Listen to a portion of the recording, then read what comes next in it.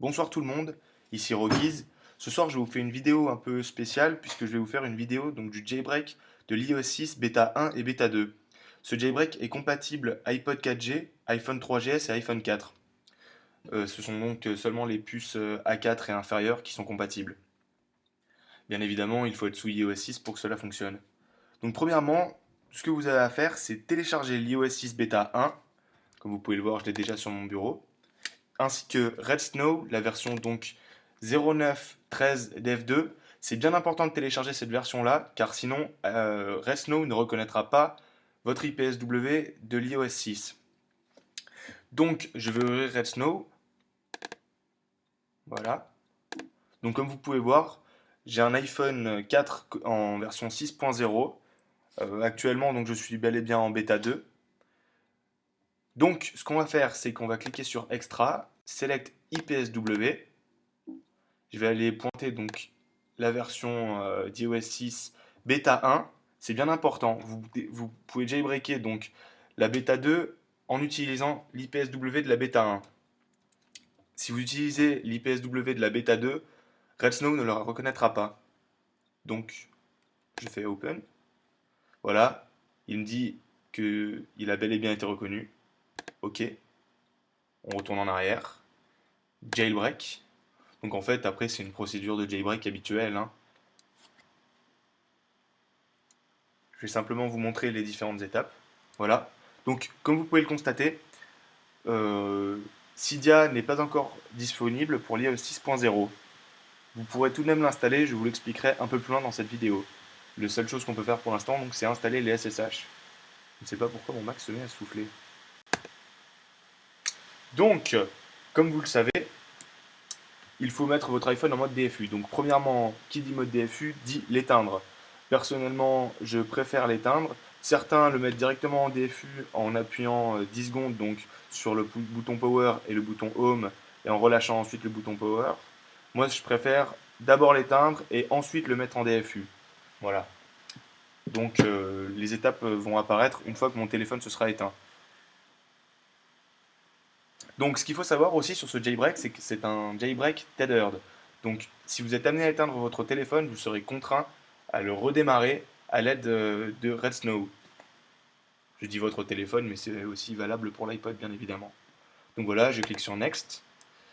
J'appuie 3 secondes sur le bouton Power. À présent, j'appuie sur les deux boutons à la fois. C'est la procédure habituelle, hein, comme tous les jailbreaks. Voilà. À présent, je vais couper la vidéo, je vous récupérerai un peu plus tard. Voilà, donc une fois que c'est fait et que votre iPhone a redémarré, vous cliquez sur Back et vous revenez donc à la page principale.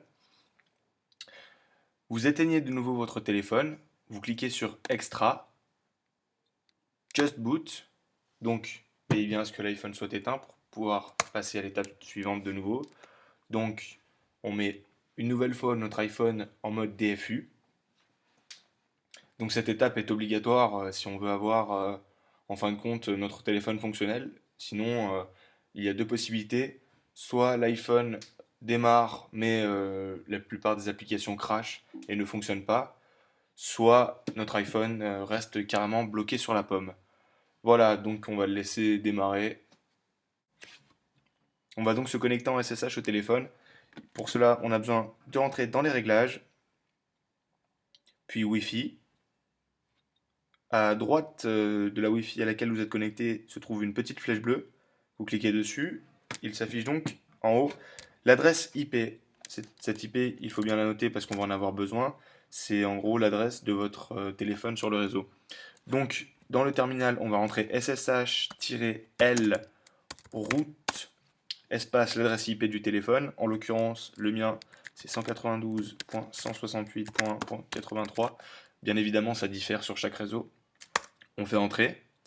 Il me demande une confirmation. Je rentre yes. Il me demande mon mot de passe. Donc, le mot de passe par défaut, c'est Alpine. Voilà, je suis donc connecté au téléphone. À présent, on va voir que le jailbreak aura installé des sources. Donc, il me suffit de marquer get apt get-apt update. Voilà. Oups.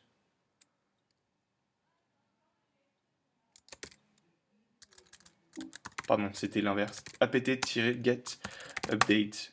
Voilà. Donc, comme on peut voir, il est en train de travailler et de mettre à jour les sources.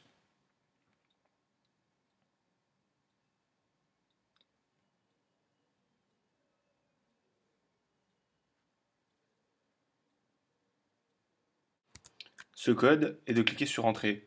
Vous verrez donc que le terminal va travailler. C'est l'installation de Cydia qui est en cours. Donc, vous ne touchez plus à votre téléphone, vous le laissez faire. Il se peut que vous ayez, par exemple, là, je vois écrit Permission Denied. C'est pas un problème, ça va quand même marcher. Vous le laissez faire. Et dans quelques instants, donc, votre iPhone va faire un respring. C'est le cas du mien actuellement. Voilà, comme vous entendez, il s'est redémarré. Il a respringé plus précisément. Je le déverrouille et j'ai un bel icône Cydia. Voilà, j'espère que cette vidéo vous a plu. N'hésitez pas à laisser des commentaires et je vous dis à bientôt pour une prochaine vidéo.